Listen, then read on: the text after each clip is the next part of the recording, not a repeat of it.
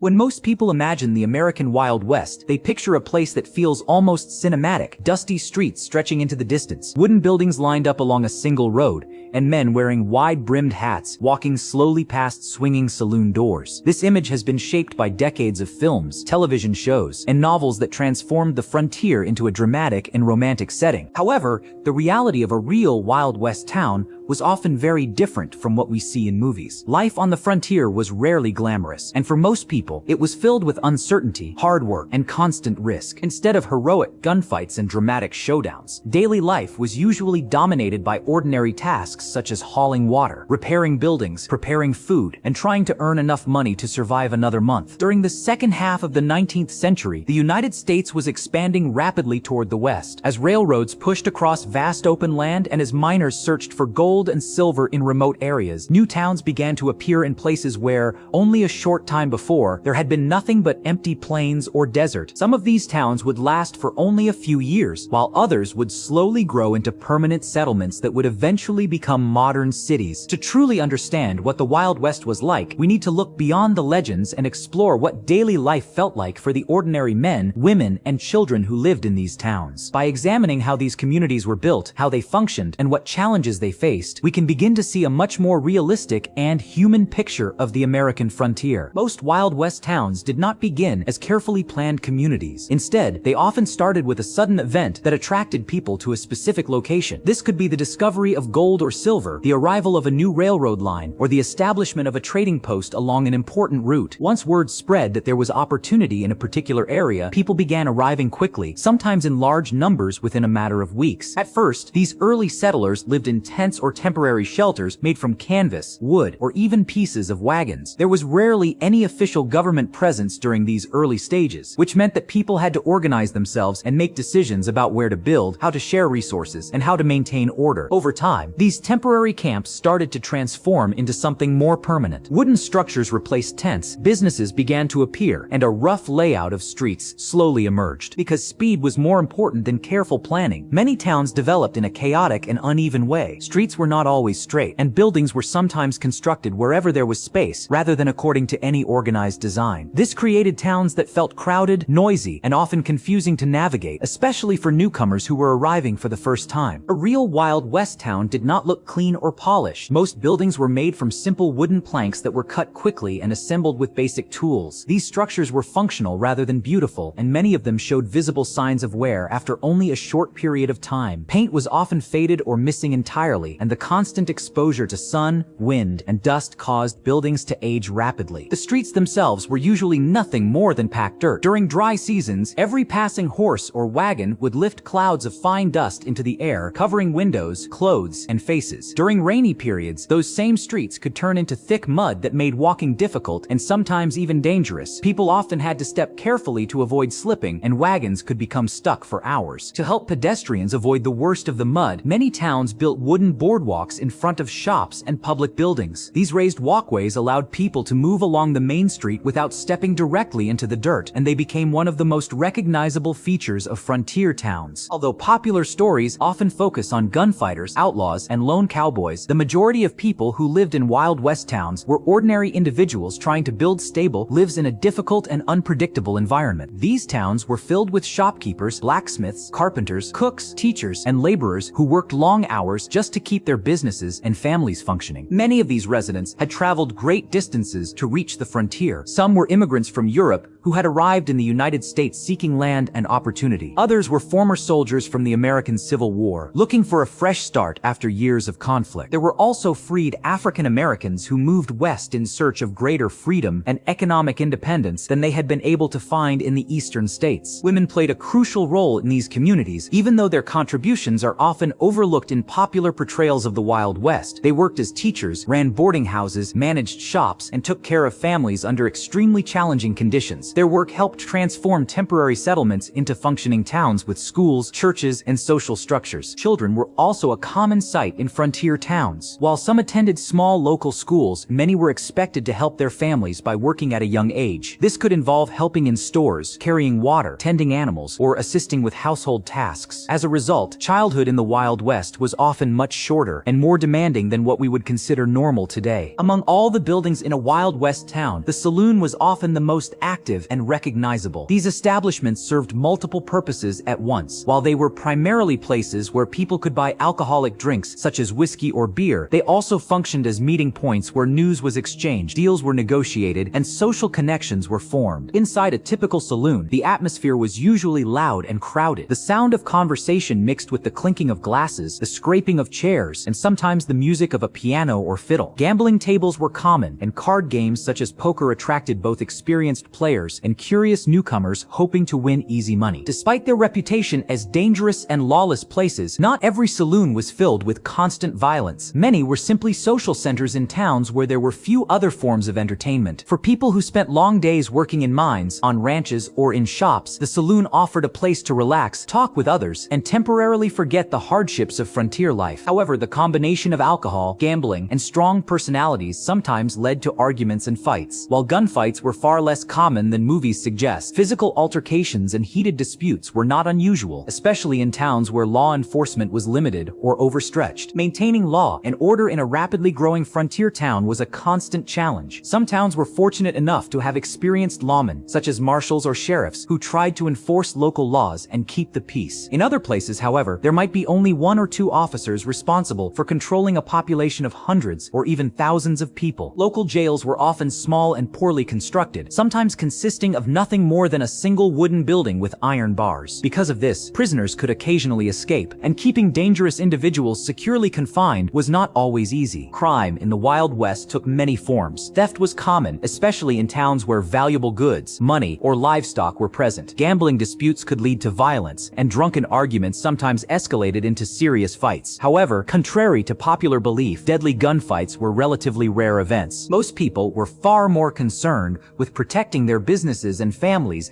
than with engaging in risky and potentially fatal confrontations. In many cases, communities themselves played a role in maintaining order. Citizens might form posses to pursue criminals, or local leaders might organize meetings to establish basic rules and expectations for behavior. These efforts reflected the fact that, in many frontier towns, survival depended on cooperation as much as on individual strength. The homes found in Wild West towns varied widely depending on the wealth and occupation of the families who lived in them. Some residents were able to build relatively sturdy wooden houses with multiple rooms, while others lived in much smaller cabins or even in temporary structures made from canvas or rough boards. Regardless of size, most frontier homes were designed with practicality in mind rather than comfort or style. Inside these homes, daily life required constant effort and organization. There was no electricity, which meant that families relied on candles or oil lamps to light their homes after sunset. Heating and cooking were usually done using a single stove or fireplace, which became the central point of activity inside the house, especially during cold weather. Water had to be carried from wells, rivers, or communal pumps, a task that could take a significant amount of time each day. Laundry was washed by hand, often using large metal tubs and harsh soap, and then hung outside to dry. These chores were physically demanding and consumed many hours, particularly for women, who were typically responsible for managing the household. Despite these hardships, families tried to create a sense of normalcy and comfort within their homes. Simple decorations, handmade furniture, and family photographs were sometimes used to make these rough structures feel more personal and welcoming. These small touches helped people maintain a sense of identity and stability in a landscape that was constantly changing around them. While popular culture often emphasizes dramatic gunfights, the greatest dangers in a Wild West town were often much more ordinary and unpredictable. One of the most serious threats was fire. Because most buildings were constructed from dry wood and were located close together, a single spark from a stove or lantern could quickly spread and destroy entire blocks of a town within hours. Disease was another major concern. Medical knowledge during the 19th century was limited, and sanitation systems were often poor or non-existent. Contaminated water, overcrowded living conditions, and a lack of proper medical treatment made outbreaks of illness both common and deadly. Even minor injuries could become life-threatening if they became infected. Accidents were also frequent, especially in towns connected to mining, railroads, or ranching. Collapsing mine tunnels, runaway horses, falling from wagons, or being struck by heavy equipment were all real risks that workers faced every every day. These dangers remind us that frontier life was not only exciting but also extremely fragile and uncertain. Not every Wild West town was destined to survive. Many of them were closely tied to a single resource, such as a gold or silver mine. When that resource was exhausted or became unprofitable to extract, the economic reason for the town's existence disappeared. As a result, people began to leave in search of better opportunities elsewhere. When enough residents moved away, businesses closed, houses were abandoned, and the once busy streets became silent. These abandoned settlements eventually became what we now call ghost towns, places where buildings remained standing but were no longer filled with life. However, some towns managed to adapt and survive. If they were located along major transportation routes, or if they developed diverse local economies, they could continue to grow even after their original purpose faded. Over time, these towns added schools, hospitals, paved roads, and more permanent forms of government, gradually transforming from rough frontier settlements into stable and organized communities. The image of the Wild West that exists in popular imagination is a mixture of truth and exaggeration. While there were indeed outlaws, gunfights, and dramatic events, the daily reality of most people living in these towns was far more ordinary, yet no less challenging. They spent their days working, building homes, raising children, and trying to create a sense of stability in a land that was still being explored and settled. Understanding what a real Wild West town was like allows us to see the frontier not as a collection of myths, but as a place where thousands of individuals struggled, adapted, and cooperated in order to survive. Their efforts laid the foundations for many of the towns and cities that still exist in the western United States today. By looking beyond the legends and examining the everyday experiences of frontier life, we gain a deeper appreciation for the resilience and determination of the people who chose to live in one of the most demanding environments in modern history.